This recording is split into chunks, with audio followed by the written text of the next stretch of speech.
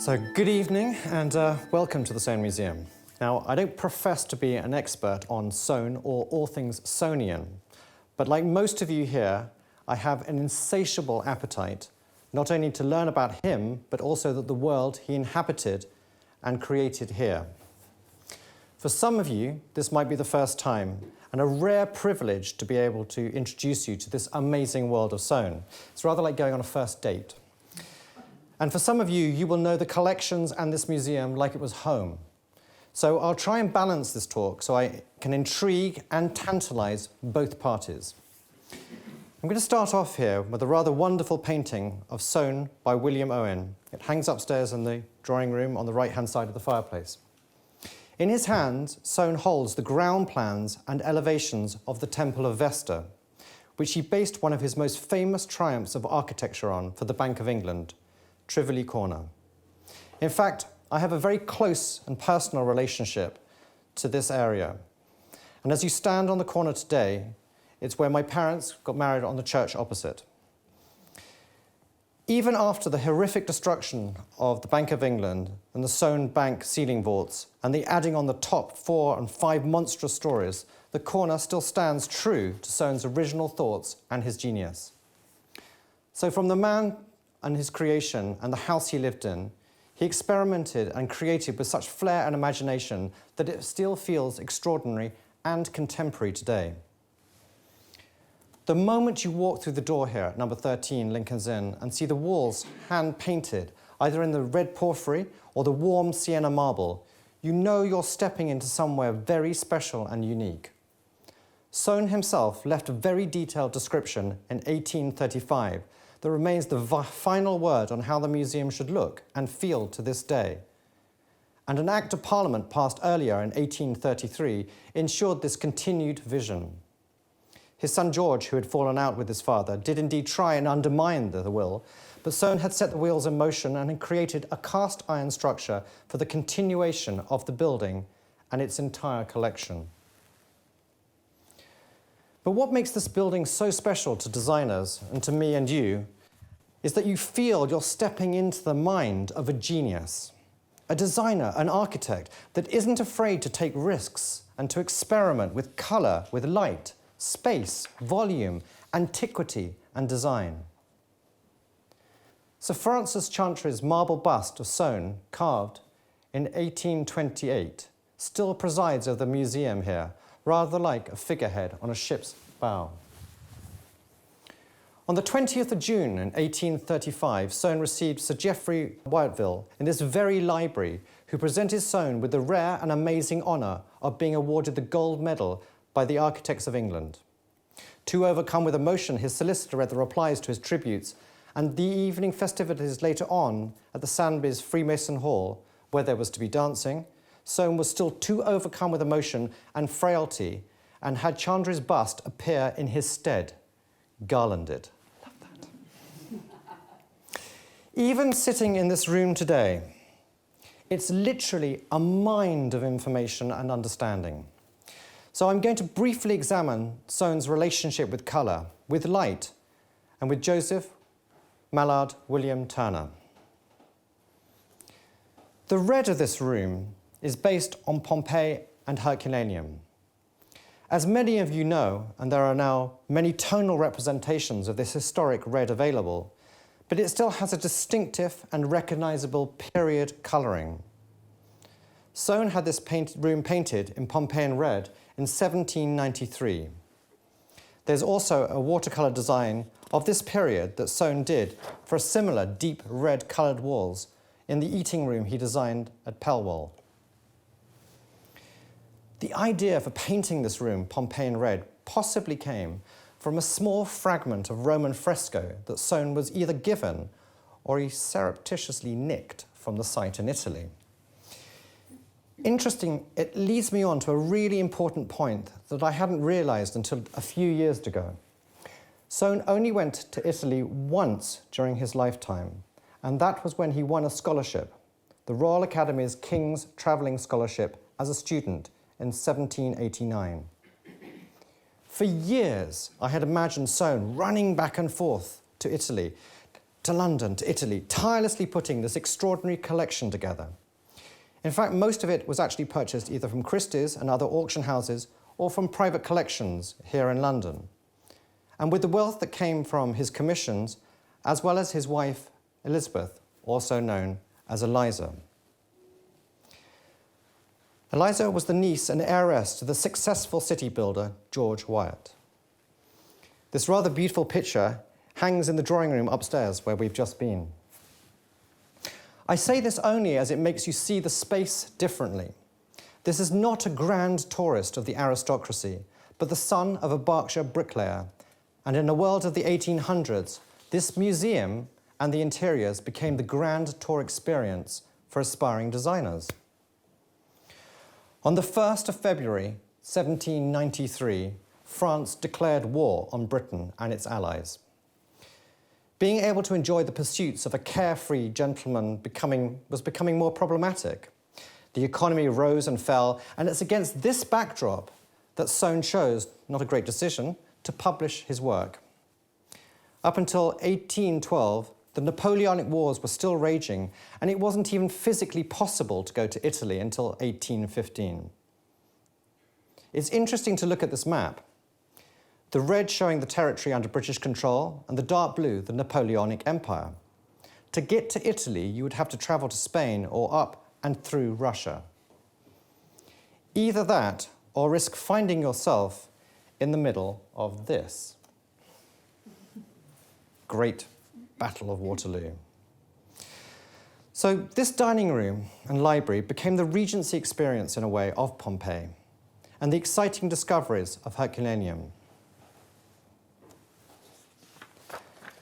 The side library piers here, which are just behind you, are designed and based on the structures depicted in the Roman murals Soane saw and were being excavated and engraved and circulated with hand-coloured renderings across London and the country.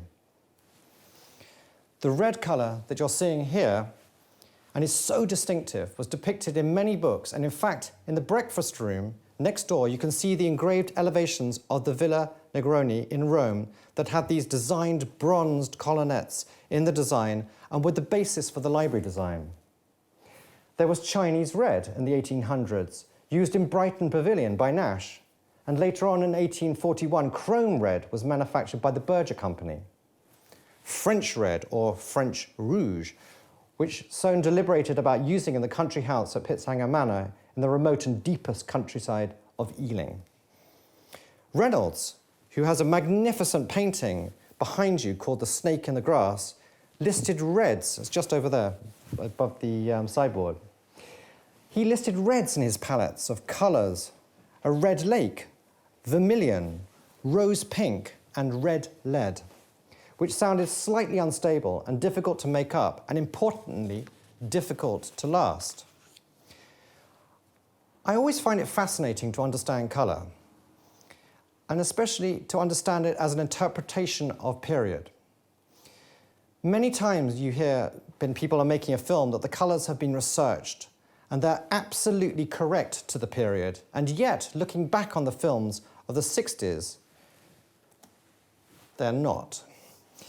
You know exactly, sorry about Ben-Hur here, you know exactly when this was created, and yet at the time, they really believed it was spot on, accurate in terms of colour.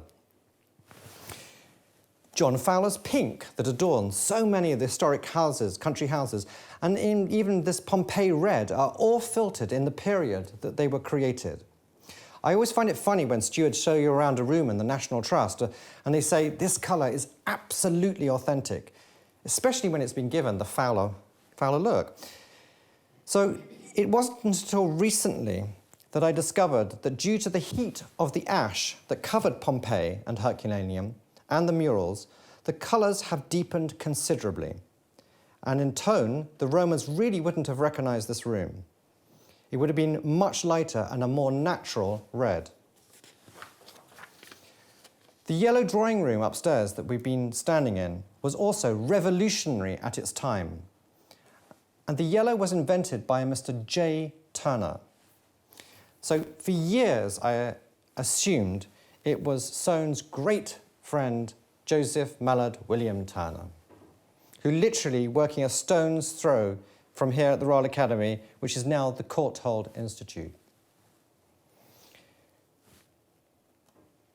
Sorry, I had to put this picture in because it's just so wonderful to see the vista here of the Courtauld, which was the Royal Academy was, literally before Bush House was built, looking straight up Holborn. It's a remarkable photograph, and it's a real shame they hadn't left it like that. But as I was saying, I assumed it was Soane's great friend, Turner, but it was in fact a James Turner, not Joseph Turner, who created and patented the yellow in 1781. It was sold at 1 shilling per watercolour cake, and in spite of its instability to maintain its brightness in direct sunlight, where it would darken and blacken, it was still amazingly popular. The early 19th century was even more important than any other recent periods for developing artist colours and the interior paints that were available to the Regency middle classes. Chemists, colourists and scientists began to work side by side. So going back to Somerset House, the Royal Society was also the fellowship of a group of the most eminent scientists, and they were often sharing lectures and information with the Royal Academians next door.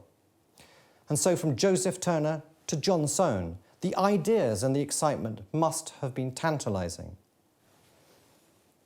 Smith's Cabinet Makers and Upholsterers Guide, published in 1826, had 150 plates offering suggestions for the sumptuous rooms adorned with lavish soft furnishings, trimmed with elaborate and costly finishes, for useful and beautiful furniture for every part of a dwelling. Very handy and great, and a useful copy for any decorator and designer to have. Significantly too, Smith gave authoritative instructions for the mixing and the use of the colour in decorations, shown here in this image, including the new and infamous arsenic green, which may have led to Napoleon being poisoned by his wallpaper on the island of Helena. You see, decoration can be lethal. Not only lethal to us, but the pinkish tone and colour that you see here and is so reminiscent to the Regency palette was called puce, and is taken from the French word for flea. It literally was the colour when squashing a flea, looking at the colour of congealed blood as you see through its skin. I've never done it myself, so I'm taking the history book's words on this, but it's easy to imagine that colour once you know exactly where it came from. In fact, the Romantic movement started debating the ideas of beauty in art. And even, as shown here in George Field's Chromatics, published in 1817, they attached musical notations to certain colours to produce a musical colour scale. It's a rather wonderful thought. Who knows, we might actually get to a time when sound alters the magnetic compound of colours on a wall, and we will be able to look back at this diagram as interiors of the future. Colour debates even went so far with the German poet Johann Wolfgang von Goethe, who attracted moral values to certain colours. And in 1810, the translation of his book, published by the first director of the National Gallery, Charles Eastlake, greatly influenced Turner, and I'm sure that Soane would have debated the points with him. Yellow was described by Goethe as follows: "Slate is agreeable and gladdening, and in its utmost power is serene and noble. It is, on the other hand, extremely liable to contamination, and produces a very disagreeable effect if sullied, or in some degree tends to the minus side. Thus, the colour sulphur, which inclines to green, has something unpleasant in it. When a yellow colour is communicated to dull and coarse surfaces, such as a common cloth, felt, or the like, on which it does not appear with full energy, the disagreeable effect alluded to is apparent. By a slight and scarcely perceivable change, the beautiful impression of fire and gold is transformed into one not undeserving of the epitaph foul, and the colour of honour and joy reversed to that of ignominy and aversion. So imagine walking into the drawing room upstairs and seeing a colour that you'd never seen before. The curtains, the walls, all sang with a vibrancy that would have been almost shocking. And the light. You'll have to take my word for it, for the sun is not at its zenith, but it doesn't set until 9:15 tonight. You'll get a sense of the top glass lanterns as you walk around the Candlelight Museum, exuding as Soane designed it, shafts of golden Mediterranean light from the sky. Again, giving you as much as possible the Italianate experience, just here in London, by using yellow-tinted stained glass. I remember the marked and rather wonderful experience of walking into Strawberry Hill, Horace Walpole's house in Twickenham 2 years ago, and being fascinated with the use of stained glass windows and panels, which I know isn't new, but to see it in a domestic interior was inspiring. I even ran off afterwards and bid for some early 18th century stained glass myself, which I got. The gloom of the interiors at Strawberry Hill, with the stained glass bathing the rooms and the floors in bright blues or reds, was very striking, and something that Soane experienced in exactly the same way in the same house in the late 18th century. It's interesting to throw your mind back to a world before Victorian glass became universal, and that stained glass before this time would have seemed, and I quote, inadmissible in any buildings except those in the style of our ancient religious edifices. The idea of storytelling that Walpole created with his book, The Castle of Otranto, linking it to the Gothic gloom of his interiors, must have played a big part in Soane's thought process. Horace, however, took the merging of the fantastic and reality to a new level then. He wrote, "A large helmet falling magically out of the skies to kill the sickly son Conrad." Slightly over the top. Strawberry Hill was, however, the background to this as a real-life experience, merging fantasy with reality, and was dazzlingly capturing the imagination of the early Georgian world. And although the stories were pure fantasy, they were all set around Strawberry Hill and the architectural spaces that you could visit. The idea of the monk's parlour Soane created here has all the hallmarks of this, and with the monk's yard being an archive of architectural salvage, as well as a rather interesting insight into Soane's domestic life, with an array of bottle tops and champagne bottles embedded in the concrete pebble pavement. But with the added layer of Soane using his restoration of architecture to greater use than Horace. I'm going to make a little bit of a leap, so just follow the thought process. The banqueting house here is one of my favourite buildings, as I'm sure it will be for a few of us here tonight. Shown here with the Holbein Gate still in place that ran across Whitehall, just on your left. In fact, Whitehall, instead of a long road as it is now, was a series of courtyards. So it was again the discovery that Soane, in his attempt to restore it, completely removed the entire Whitehall elevation of this building and rebuilt it, as Soane saw it, using better building material but to the same design. For me, this was quite a shock to discover, as I've always believed that a facade, and this facade particularly, had a storytelling that was ingrained in the stones and bricks and had borne witness to one of the most extraordinary political events of our monarchy's history, with the execution of Charles I from the second window. I mention the story at this point as it was Soane's wonderful ability to surreptitiously remove bits that no one wanted anymore, that he kept one single original capital of the Inigo Jones building. And that is here and stored in this museum. I gather it's in a box at the moment, but hopefully later this year it would be placed back in the catacombs as part of the Phase 3 restoration and where it was originally placed by Soane.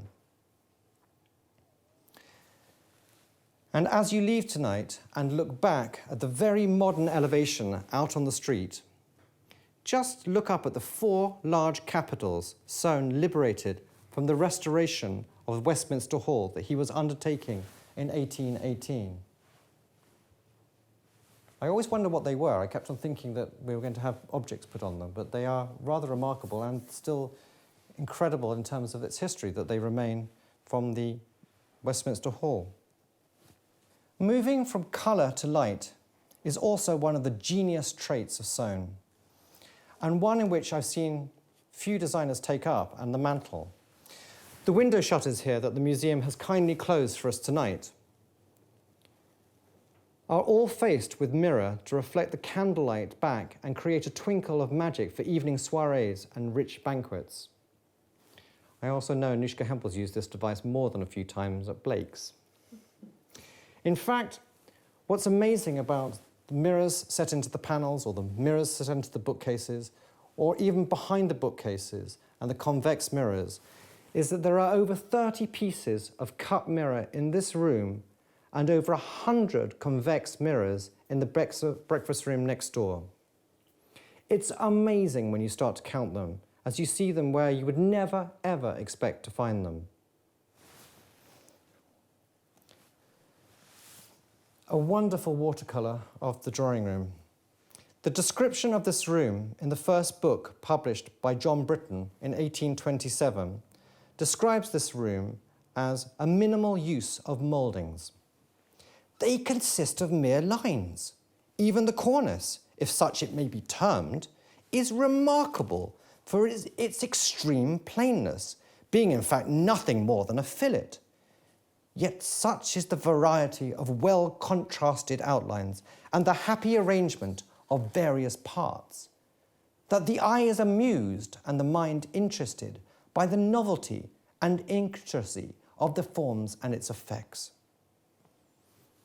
Soane had visited another great house of his time, created by Thomas Hope in Duchess Street.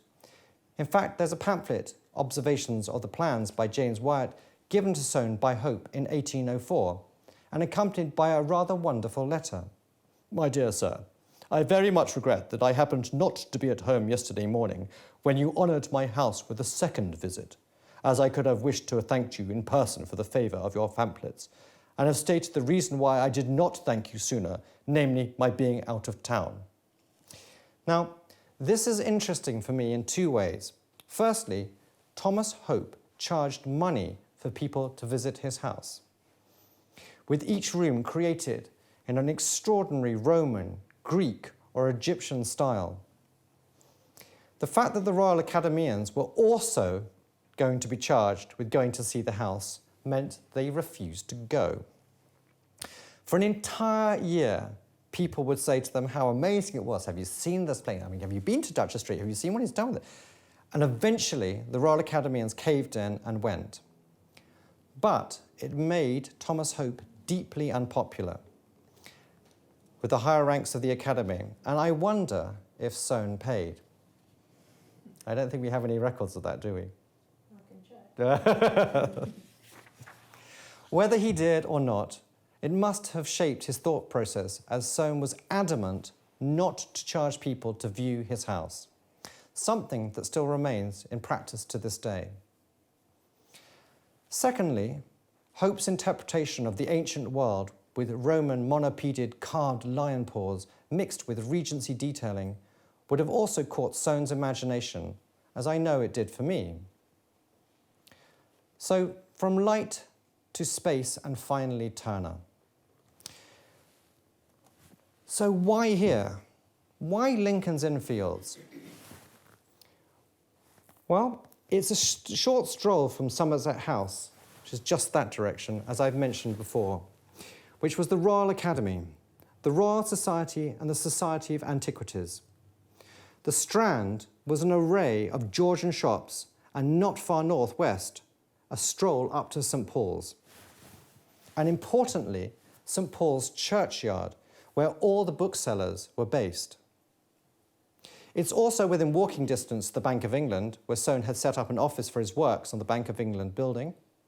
It was also perfectly situated with the coffee houses and inns where his peers met, the Globe Tavern and the Thatched House being his favourites. And as important as Soane's sense of London was that of his wife, Eliza, who by all accounts had as much to say in where they were situated as her husband.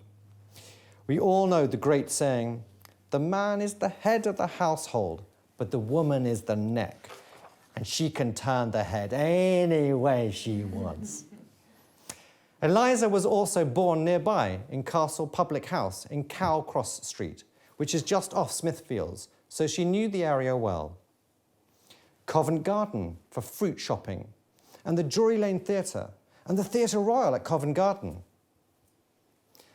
Another key and important part of choosing to live in Lincoln's Inn was that although Soane only went to Italy once, he did do an enormous and great deal of travelling across the breadth of the country and to Ireland. Interestingly, as opposed to jumping in your car or bus, Soane had to contend with horses. There were many, many coaching inns situated here in High Holborn.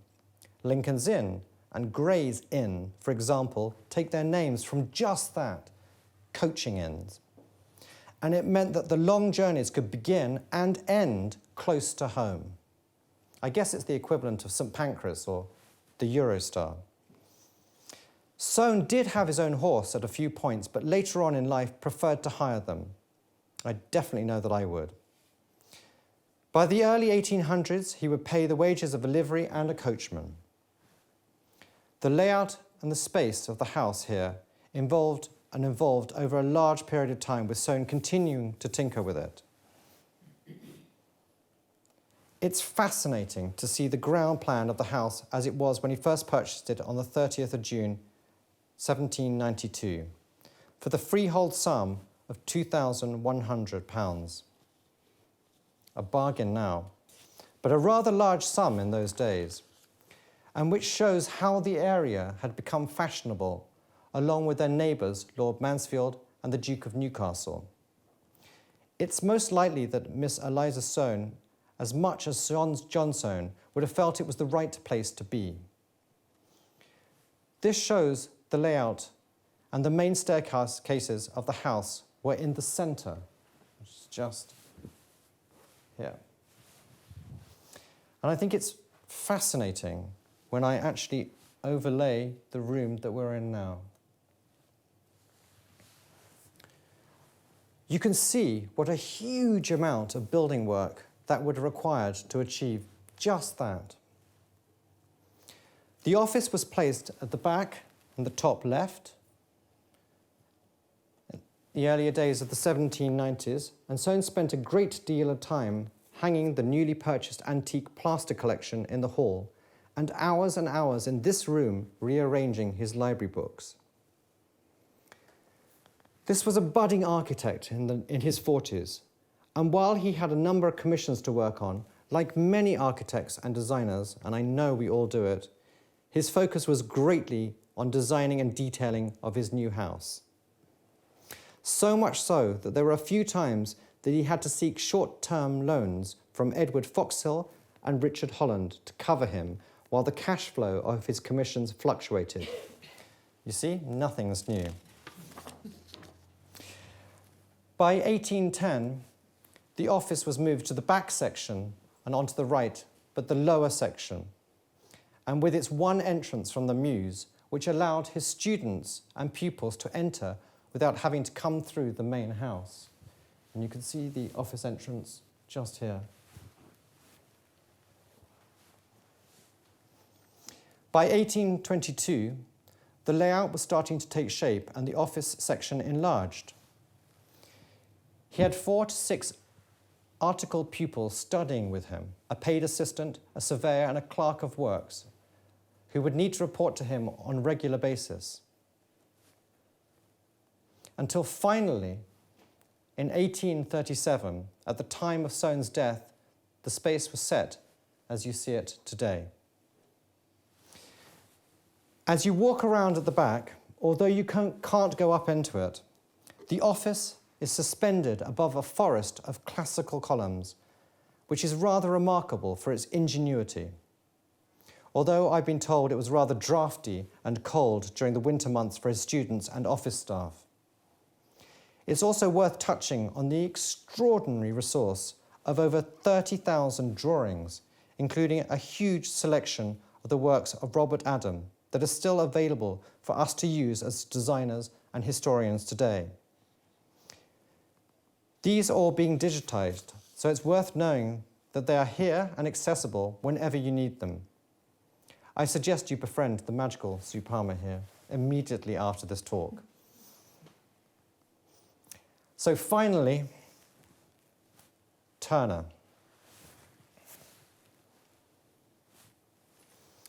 This is a rather wonderful and not very well known drawing of the very young Turner at 17 years old, drawn by George Dance, who knew Soane well.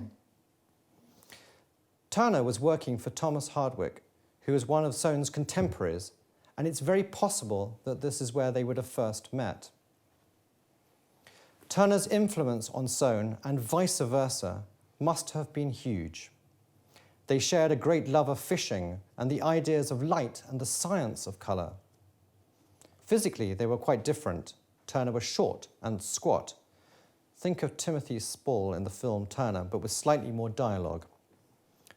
Soane was thin and lanky, but they were both quite awkward in the Regency Society, but came from quite similar backgrounds.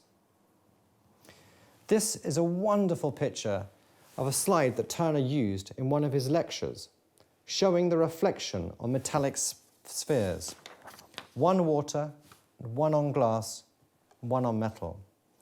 It almost looks as if it came straight out of the breakfast room. Mrs. Soane purchased 2 paintings from Turner in 1804. This beautiful watercolour of the ruins of Kirkstall shows the slanted and wonderful golden light that both men were trying to capture in their respective work. Warm tones for the casts, an array of marble sculptures, and a strong but diffused light for the paintings. I love the expression that Soane gave it, the poetry of architecture. What I find quite sad is that after so many discussions between Soane and Turner about the antiquity of Rome, the Italian light and the stoked-up passion of its antiquity, it's only Turner who would go to Italy in 1817, after Soane, when faced with the harshness of the journey, the length of time he would need to be away from the ongoing Bank of England Commission, Soane sadly adopted just to visit Paris alone as a rich enough treat. I often wonder what would have happened to their own works, respectively, if they had been allowed to experience Rome together. Soane died on Friday the 20th in 1837 at 3:30 from a cold. However, he was 83 years old, which was a good innings at that time, and isn't even to be sniffed at today. Like so many obituaries, it just depends on what's happening in the world at that time and how news-hungry the newspapers are for stories. Sadly for Soane, the day his obituary came out, there was a rather magnificent and colourful story in the same column of a royal stag being chased up Guildford Street in Chertsey by a hunt in full and boisterous cry. He was a very small obituary. Now, I'm going to leave you with the rare and exceptional treat of discovering the museum in candlelight, exactly as it would have appeared to the Georgian and Regency world. The dance of the candlelight and the imagination of the design, in my view, is unparalleled. I don't know any other place or museum in the world that has survived as intact and with such an exceptional collection and thought process as this one. To have survived, like so many things, industrialization, revolution, 2 world wars, is nothing short of a miracle. So watch where you go, and remember that the museum is one of Britain's greatest design resources. Remember the name of Sue Palmer. Enjoy your own personal relationship with Soane, and try and use it to stretch your design thoughts and ideas. I know that I do. Thank you very much.